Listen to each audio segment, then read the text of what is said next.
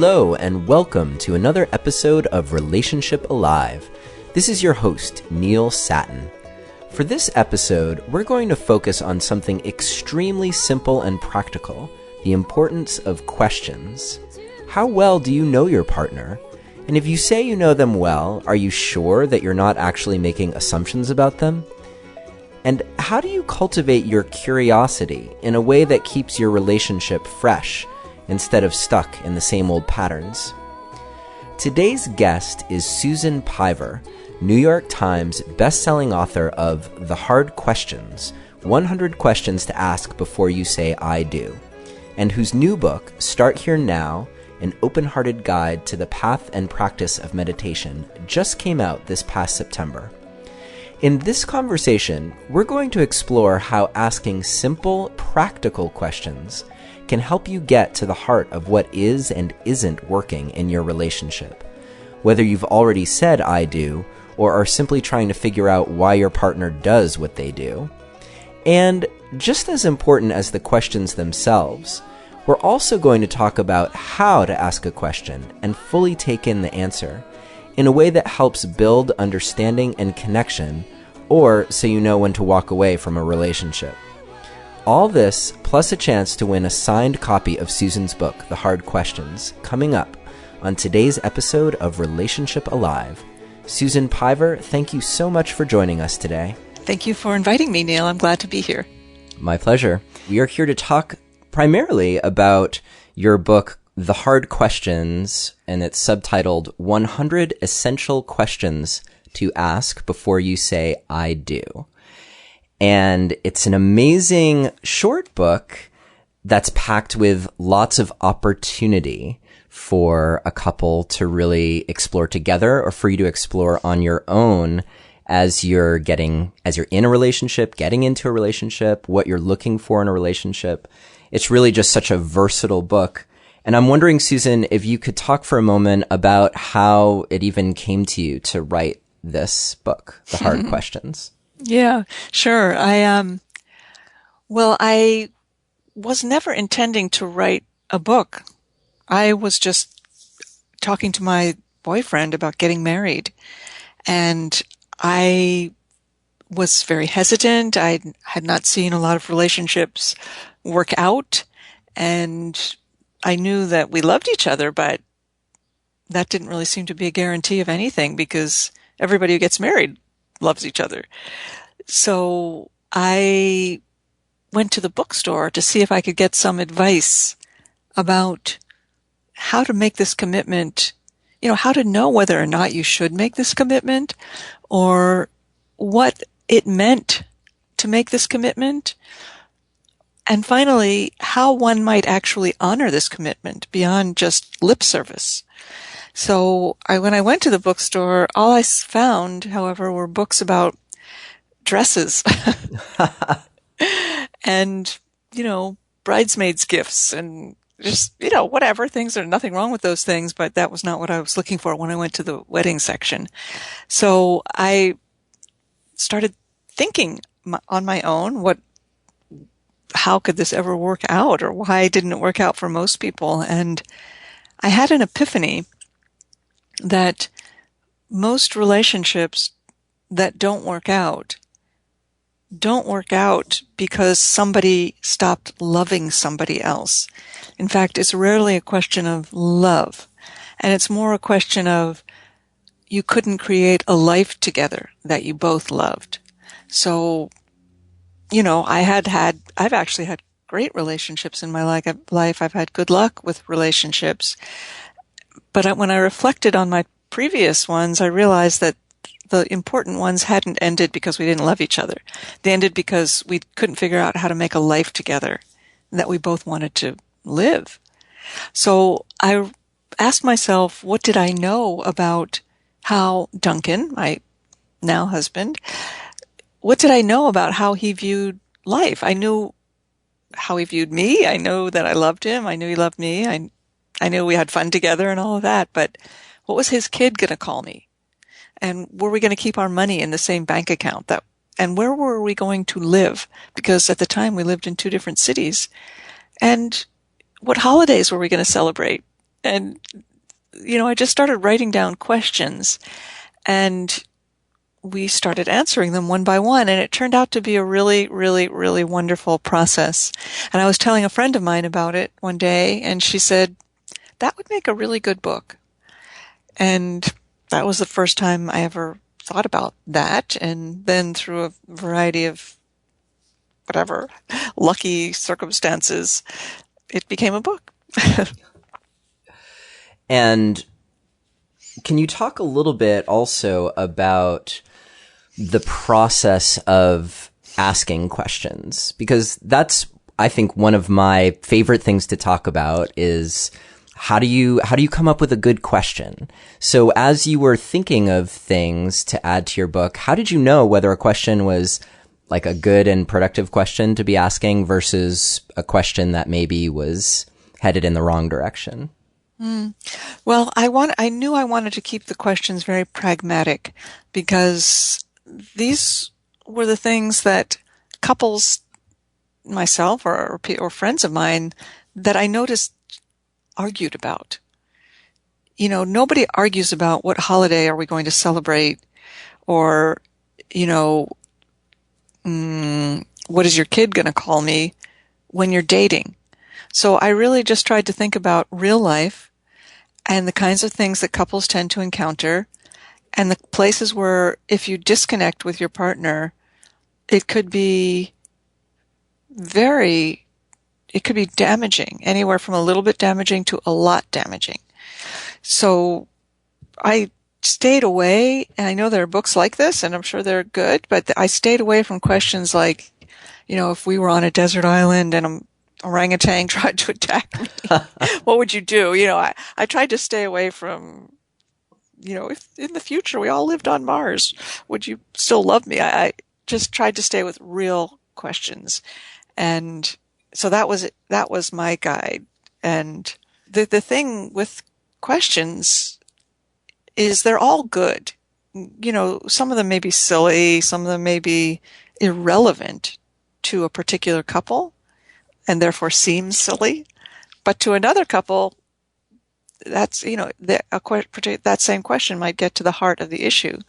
But in any case, the thing that's important, that I found was important, that I encourage other people to consider, is that you don't have to have the same answer to the questions as your partner. Doesn't mean there's anything wrong with you guys or you're not going to make it. What's important is knowing your partner's answer and feeling comfortable that you have shared your answer fully. And then if you agree, great. If you disagree, well, that's useful to know. And if you don't know how to answer it, that's also useful. But nobody has to have the same answers, except for certain questions that for some people are deal breakers. Like, what comes to mind is, do you want children? For many people, if one person said yes and the other person said no, that's a deal breaker kind of question. That's the most common one that could actually cause a relationship to end. I think, because you got, if you disagree on that, that's a big problem. But for other couples, do we share a religion could be a deal breaker.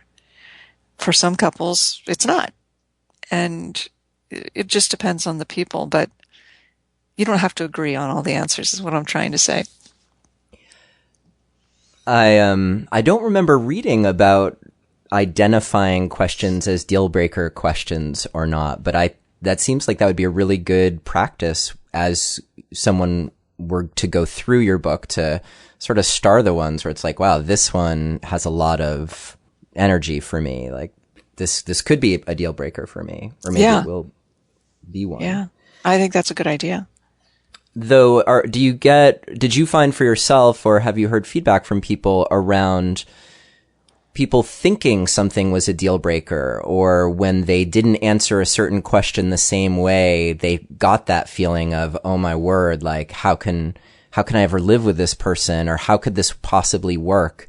And then actually finding themselves shifting or changing. And is there a process that you could speak to that might actually encourage that kind of growth when people do find that their answers don't necessarily line up? Yeah, well, as long as the process can be summed up in one phrase, I think, and that is, don't issue ultimatums. Or one sentence, it's not really a phrase. Once you issue an ultimatum, like you have to have the same answer as me or you have to change your answer, then that's it. There's nowhere to go in that conversation. A conversation can go on indefinitely as long as no one issues an ultimatum. So, for example, for Duncan and I, the hardest question and the first question in the list that I wrote was, where are we going to live? Because he lived in Boston and I lived in New York. And we both had very compelling reasons for not moving. He had a son here. That was very compelling. And I had what to me was a very important career and creative life that I felt I would lose. So we just didn't know what to do for a long time. And when I say a long time, I mean 7 years. Wow. Like a seriously long time. Even including the first 3 years of our marriage, we didn't live in the same place. And there were many times when one of us could have said to the other, you have to do this. You have to. If you don't move by X date, or if you don't decide what to do by X date, this is over. And I would understand if someone would have done that. It was a very long time. However, instead, we just were confused together. And we would get angry, not at the situation, and we would express that freely, or we would get frustrated, or we would get downhearted, or we went through all the things a person would go through with an insolvable problem, and we just shared the discomfort of it. But at no point did anyone say, you have to move. So, for better or worse, I think for better it worked out. But if someone had said, you have to do this, then the relationship would be over.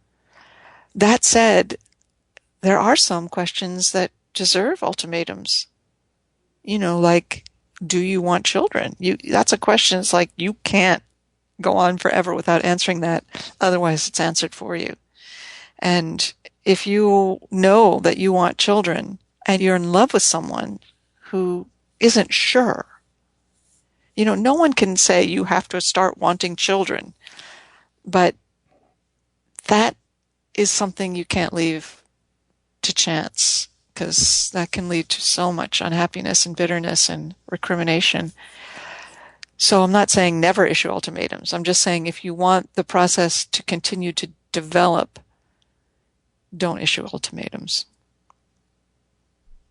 I think that there often comes a time around questions in a relationship where you might find yourself saying, I've been in the confusion long enough and I actually know what I want. And maybe that will end up coming through as an ultimatum, or more just an expression of, like, I said I want kids, you said you don't want kids. If your mind isn't going to change about that, then I've reached a point where I'm no longer okay with it. Totally. I totally think that's reasonable. Yeah. Completely. And it still gives the other person the opportunity to think really carefully about how resolute they are, I think, in their answer to the question. Totally, absolutely. It's not saying anything about what you have to do. It's saying, this is how I feel, and now you can make your choices. But yeah, that's totally reasonable. Painful for everyone. Sure. But in the long term, a very good thing to do. So I want to address that question of how we dwell in confusion and uncertainty. But before we do that, one thing that I really appreciated about your book was, along with its pragmatism, and we're going to go a little bit deeper for our listeners around, we'll list some of these questions and the areas of life that they represent. But before that, there was an attitude that you spoke about in terms of being in love and loving, if I hope I'm paraphrasing this okay, versus acting lovingly. Yeah. And I'm wondering if you can address that, explain what you mean by acting lovingly and how you contrast that with what people tend to think of what it means to be in love in a relationship. Yeah, sure. I appreciate you bringing that up. In the marriage vow, in most ceremonies, you're asked to commit to love. I vow to love you. But you can't commit to that. I'm sorry. No matter how much you love, you can't say to anyone, I will love you always. Because you won't. You will go through minutes or days or weeks or months where you don't love that person. You know, it just, emotions are not solid. It doesn't mean that your relationship is bad, even. It just means some days you just don't feel it. And however, that doesn't mean you can't act lovingly. That you can commit to.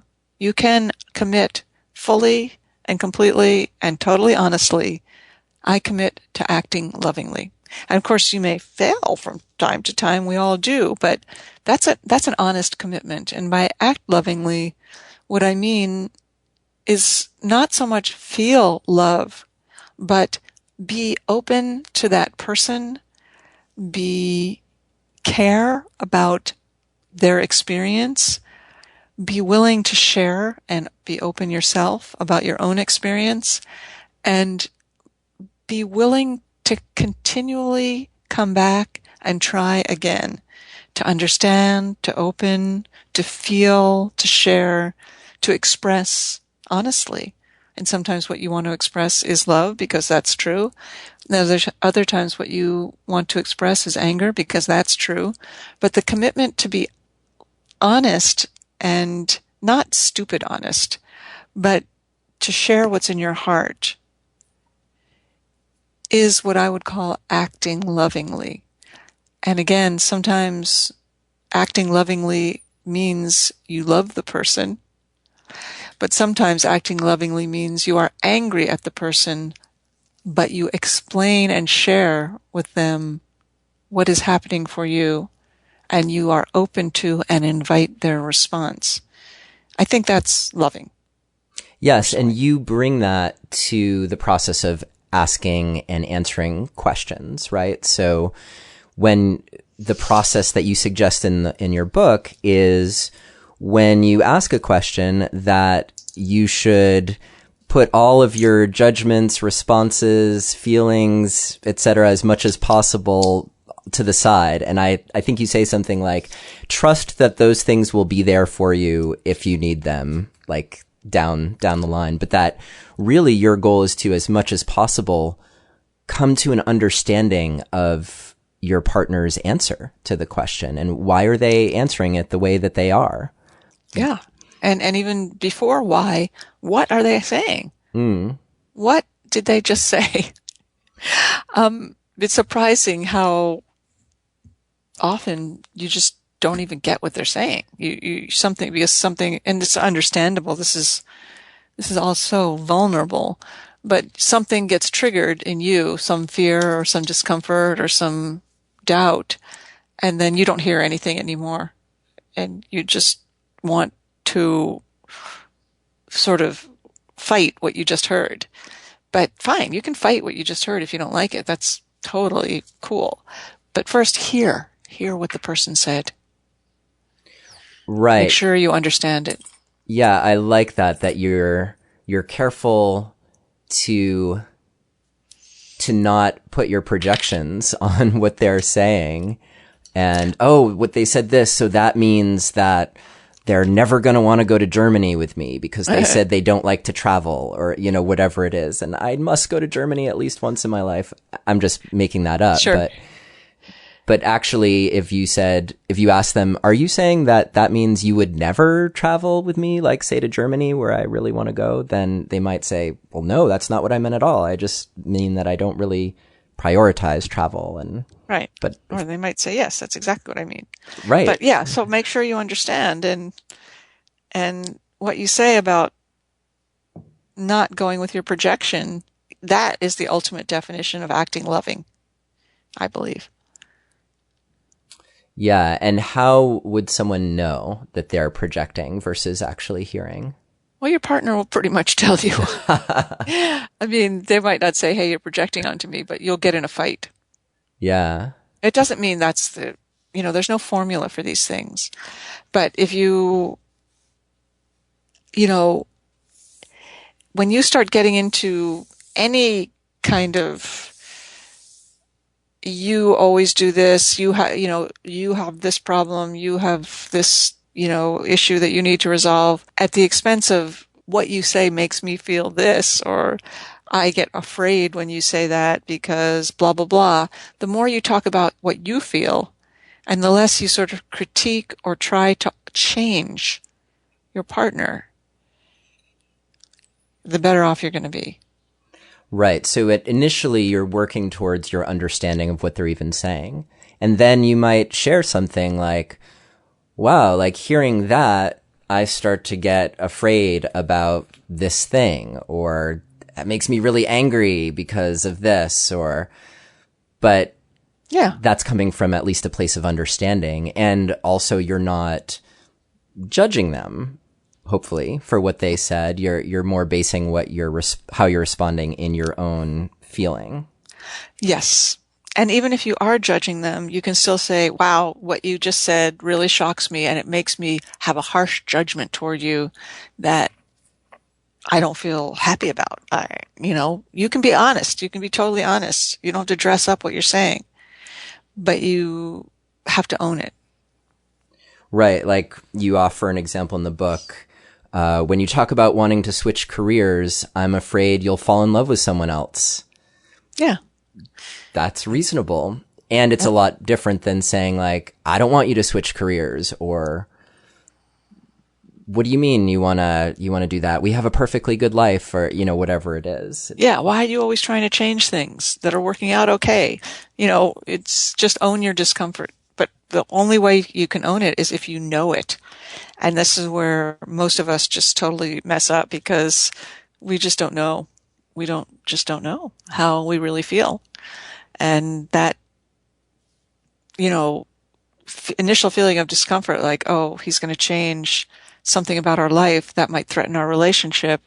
Immediately that disappears and goes into, well, what's your problem? Why are you always trying to change things? So to catch that initial moment of this makes me feel threatened, now we're in big boy, big girl territory, because that's not easy. That takes a lot of presence of mind. And I happen to believe that without that, you're going to be in a very confused situation. Yeah. So let's talk about that for a minute, because that must tie in really well with your work doing meditation practice and the Open Heart Project. And could you share with our listeners a little bit about what you do in that world? Yes, thank you. When I wrote The Hard Questions, I was not a Buddhist teacher, although I was a Buddhist student and practitioner, which I still am. But in the intervening years, I've become a meditation teacher and a Buddhist teacher, and I thought that The Hard Questions was a Buddhist book. To me, it was, it's not about Buddhism, obviously, in any way, but I knew that it was a result of my practice as a meditator. But who cares? That was just meaningful to me. But I, would say now that meditation practice, the practice of mindfulness, awareness, is what enables you to slow your mind down to long enough so that you can separate your feelings from your actions and your discomfort from your lashing out. And so for me, some people are naturally good at that. They just can do that. I'm not one of those people. So for me, the practice of meditation has been essential in my relationship, and not to mention my whole life, because it enables me to own what I feel and separate my projections on good days from my husband, and it enables me to be honest with him. So I teach meditation online now in something called the Open Heart Project, which is my online, world, and it's free. Anyone who signs up gets a guided meditation instructional video from me once a week, and I just think it is so important for good relationships, for, being courageous in your personal and creative life, to take chances, because it teaches you how to stand in discomfort, which you had mentioned earlier. And the ability to stand in discomfort, to weather discomfort without trying to run from it, is very, very important. It's of utmost importance in relationships, in creative process, and, political process. There is nothing more important than that, I don't think. Yes, and not only to not run from it, but also to not necessarily try to fix your discomfort right away, to neglect or maybe step back from those initial few responses that you might have when you're in discomfort, to see those for what they are as well. Yes. So for those of you who are more interested in finding out about Susan Piver's work, she has a lovely new website, susanpiver.com, and you spell her last name P as in Pierre, I-V-E-R. So it's susanpiver.com. And you can go there. You can sign up on her newsletter. You can also go to susanpiver.com/newsletter-sign-up. And that's like an actual hyphen, not the word hyphen. And that will get you onto her newsletter, which gets you that weekly meditation video, blog posts, etc. I will, as always, I will put all of these links on my website. And if you go to neilsattin.com/Susan, and you get to be /Susan because you're the first Susan that I've interviewed, then you'll see the show notes from this episode. You'll see relevant links to Susan's book on Amazon and her website. And, I almost forgot that, Susan thankfully has generously offered to give away a signed copy of her book, The Hard Questions, to a lucky listener. So if you are listening to this interview within the first week that it aired, you can download the show guide from the website, and that will qualify you for the giveaway. Or you can just text the word passion, PASSION, to the number 33444. And that will enter you in the giveaway, and also make it really easy for you to get the show notes and guides for all of our podcast episodes. So thank you so much, Susan, for your willingness to do that. Oh, my pleasure. Your book is very practical, and that's one of the things that I like about it. There are so many relationship books that actually have lots of great insight, and we've talked to a lot of those authors here. And yet, there's something about your book in its simplicity that I think is a really effective way to get to know the person that you're with. It reminds me a lot of, I don't know if you're familiar with the process of circling. Have you ever heard of that? No. It's a practice of a group of people asking questions of a single person who's being circled, with the object being that you should really try to get to know that person's experience so well that if someone said, hey, what would Susan do in this situation? They would know. They could answer that from your perspective. And so that process of asking questions and avoiding getting trapped in how you're relating to their answer of the question, and instead just really hearing what is being said and trying to recognize their viewpoint. It seems like it's an amazing way to explore the person that you're with.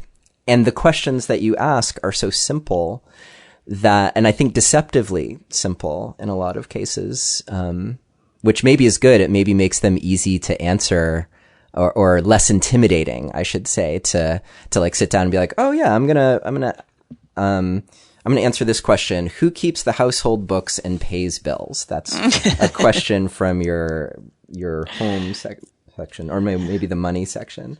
Right. And that seems easy, like it's me, right? And then you get to hear your partner's answer, and then that's when the nice dialogue happens, of course, because it may be what you expected or maybe not. So that you don't have to try and remember, I'll just say for everyone, you offer questions in the category of home, money, work, sex, health and food, and family. And I'm wondering if there are any categories that you, like, after the book came out, you're like, ooh, I should have included that. Or have there been any questions that have come up for you since then where you're like, if I were to write a sequel, or, 100 more questions, this is a question that I'd ask. Yeah, I think I would add a section on step families. And somebody suggested, and I didn't think about this, but this would be good, to have some questions about, like, alcohol and drug use and, addictive behaviors and things like that. I'm not sure what you would ask, but it would be good to have something, because some people, they just don't see, they think having a glass of wine at dinner that's just normal. And other people think, don't. It's hard to believe, but, but anyway, there are enough people who feel, well, I guess it is not hard to believe, because if you grew up in an alcoholic family, or that's an important question. But if you didn't, it's just not even, it's a non-question. But I would have added something like that. Yeah, that makes a lot of sense. And in my own relationship, neither of us drinks, and that's been something that's been really great for us to have that not be an issue. In the context of our relationship, like, we hang out with friends who are drinking all the time, and both of us drank at earlier points in our lives, but at this point, neither of us does, and it's great to have that out on the table. And that was something that we actually did talk about really early on in our connection with each other. That's really nice. So some of your other questions, just to give people a taste for what you've asked, like in the chapter on health and food, do we eat meals together? Which ones? Again, a simple question, and the answer to that, like, if you can imagine some people who put a lot of importance on eating every meal together versus people who are used to just grabbing things on the go, and it's less important, and what that means for family. A lot of people, of course, listen to the show and they're struggling around issues of intimacy. So I want to try to grab one from the sex section. Here will be a great one for people to talk about. What if one of us is attracted to someone else superficially or deeply? That's a bigger question for people to answer, I bet. Maybe not quite as big as, am I affectionate enough with my partner? Do I cuddle and cherish him or her enough? So just an opportunity for people to really reflect on their experience, on what they think their partner's experience of them is. And then, of course, to have some dialogue around it. Exactly. I'm wondering if any of the questions in the book have come back to haunt you, or like have offered like some big surprise that you hadn't even really considered when you put the question in the book. The questions are so plain. They're so divorced from a theory or philosophy, I believe, that they're just whatever you make of them questions. And like I said, I think earlier, some of the questions will seem silly if they're not an issue for you, but I guess the thing that nothing has come to haunt me because if I had put the 100 hard questions and their answers, then many things would have come back to haunt me. But there are no answers in the book. But I guess I was not surprised particularly that people who did the book broke up. But some people I would hear from. But the thing that I wasn't expecting, I guess, was they felt kind of relieved. Like, I'm glad that these things came to light now rather than 10 years and 2 kids from now. So, I mean, it's never happy when a relationship ends. So I'm not suggesting that in any way, but there are people who, I was older when I got married, so I guess that's my excuse. But there are people, I would guess, especially young people who just make a lot of assumptions. Well, I assume that if we get married, we'll live in the same house, obviously, and we'll have children. But there are people, they're just important. It's important to question assumptions. And so anyway, that's the only thing that comes to mind about surprising things. Yeah, I think that could be a great tagline for this episode too, is it's important to challenge assumptions. Yeah, at least just investigate them. Yeah, great. Well, Susan Piver, thank you again so much for being on Relationship Alive. And again, her book, The Hard Questions, 100 Essential Questions to Ask Before You Say I Do, are a great vehicle for you to get to know yourself and your partner a lot better. And if you need any more information, please go to neilsattin.com/Susan or text the word passion to the number 33444, where we will have links to Susan's website, or you can just go directly to her website, susanpiver.com. That's Piver. And check out all the great things that she's up to, the different books that she's written, the meditation teachings, and live events and workshops that you do as well, right? Exactly. Uh-huh. Great. Well, thank you so much for being on the show today. It's been a pleasure. Thank you very much for having me. Absolutely. And thank you for listening to another episode of Relationship Alive. If you like what you've heard and want to make it easier for other people to find out about us, please take a moment to subscribe to our podcast and to rate and review us on iTunes. If you have questions or comments or want to continue the conversation, you can always join our Relationship Alive community Facebook group. And for more information about today's episode, visit us online at neilsattin.com/podcast. Or you can always text the word passion, PASSION, to the number 33444 for more information. Finally, do you have a burning question that you're hoping we can have answered here on Relationship Alive, either for a future or past guest? Let me know and I'll see what I can do. Take care and see you next time.